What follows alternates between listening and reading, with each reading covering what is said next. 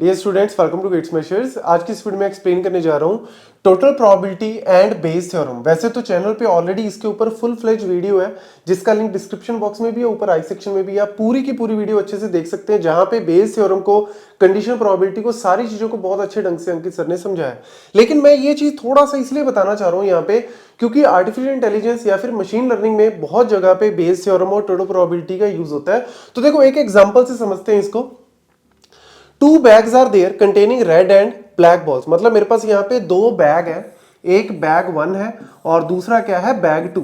ठीक है, अब वो कह रहा है कि बैग 1 जो है 3 उसके अंदर क्या है रेड बॉल्स है और 2 क्या है इसके अंदर ब्लैक बॉल्स है, और सेकंड बैग जो है वो उसके अंदर 2 रेड बॉल है और 3 क्या है ब्लैक बॉल्स है। ये सिनेरियो हमें दे रखे, मतलब 2 इंडिपेंडेंट इवेंट यहाँ पे है। इंडिपेंडेंट क्यों है यहाँ पे? क्योंकि क्वेश्चन में क्या है कि 1 ball is drawn randomly, find the probability that it is a red ball। मतलब मेरे को यहाँ पे probability of event E निकालनी है और वो क्या है red ball आने की probability। मतलब एक बॉल निकाली, रेड होनी चाहिए, चाहे वो यहां से निकालो चाहे वहां से निकालो कोई फर्क नहीं पड़ता, बट वो रेड कलर की होनी चाहिए।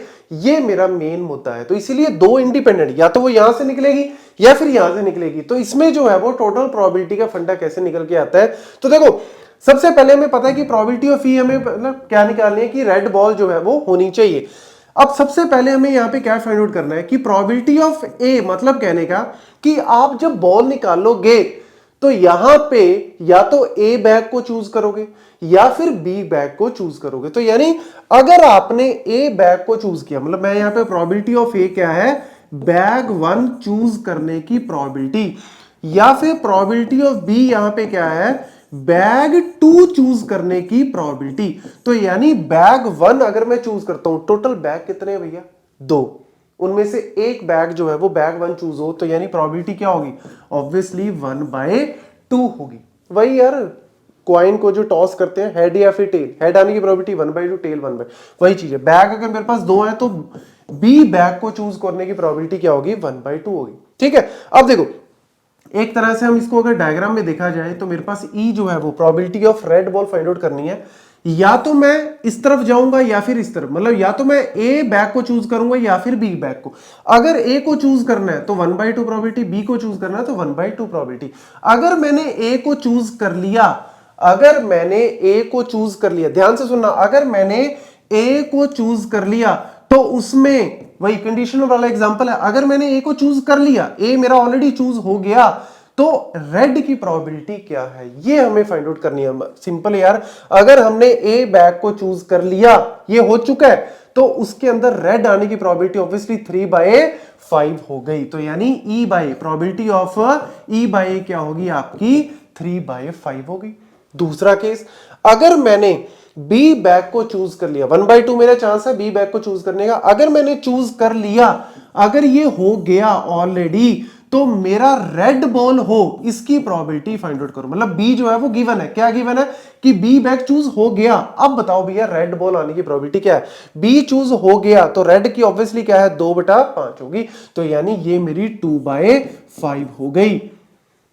बात खत्म भैया, यही तो टोटल प्रोबेबिलिटी है। टोटल प्रोबेबिलिटी क्या कहता है P ऑफ E अगर आपको निकालनी है तो P of A into P of E by A निकाल लो, प्लस कर दो P of B into P of E by B निकाल लो। This is the total probability फंडा।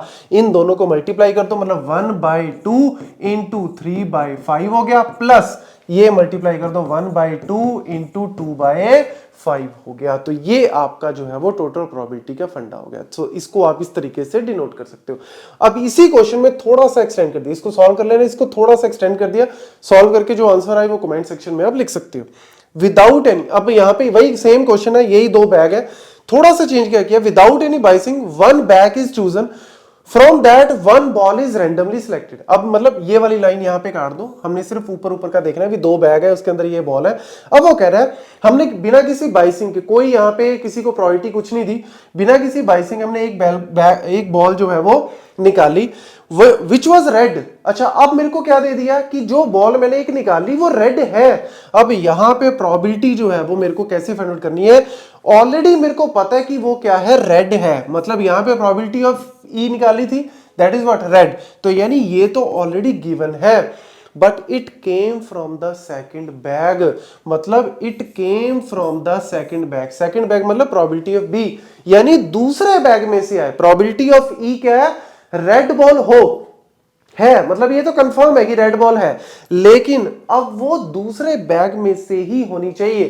This is called a Bayes theorem, मतलब ये वाला फंडा जो है वो आपको फाइंड आउट करना है कि दूसरे बैग में से होनी चाहिए, रेड बॉल है, ये कंफर्म है, तो इसको हम बोलते हैं बेस थ्योरम का कॉन्सेप्ट। तो यहां पे इसको कैसे निकालोगे, देखो प्रोबेबिलिटी ऑफ ई जो है वो मेरे पास ऑलरेडी, मतलब जो मेरा यहाँ पे रेड बॉल है ये तो मेरे को गिवन है, लेकिन वो बी बैग में से होनी चाहिए। तो ये हमें यहाँ पे कैसे फाइंड आउट करनी है, देखो यहाँ पे सिंपल सा फंडा, हम टोटल प्रोबेबिलिटी ऑलरेडी निकाल चुके हैं, सिर्फ हमने करना क्या है, प्रोबेबिलिटी ऑफ, ये वाला funda, total probability of B into probability of, यहां पे हमें क्या दिया हुआ है, ई बाय बी, ये हमने जो है वो ऑलरेडी फाइंड आउट किया हुआ है, और इसको डिवाइड कर देंगे टोटल प्रोबेबिलिटी से। टोटल मतलब ये वाला पूरा जो है वो मेरा आंसर जो आएगा, ये वाला पूरा, उससे हम इसको क्या कर देंगे, डिवाइड कर देंगे। एक तरह से यही हो गया ना यार, ये टोटल था, ये टोटल का केस है, ये टोटल प्रोबेबिलिटी का केस है ये सारा। अब हमने यहाँ पे एक फेवरेबल कंडीशन दे दी कि यार रेड आ रही है, ठीक है, लेकिन वो बी बैग में से आए या वो ए में से आए, तो हमने क्या कर दिया, अगर वो ए में से आए तो यानी ये मेरा फेवरेबल हो गया, डिवाइड बाय ये टोटल हो गया। अगर वो बी में से आए तो यानी ये मेरा फेवरेबल हो गया, डिवाइड बाय टोटल हो गया। तो अगर मेरा, मैं कह रहा हूं कि सेकंड बैग में से आए, मतलब बी बैग में से आए, तो 1/2 इंटू 2/5 ये मेरा फेवरेबल हो गया, डिवाइड बाय टोटल, वही 1/2 इंटू 3/5 प्लस 1/2 इंटू 2/5, ये टोटल।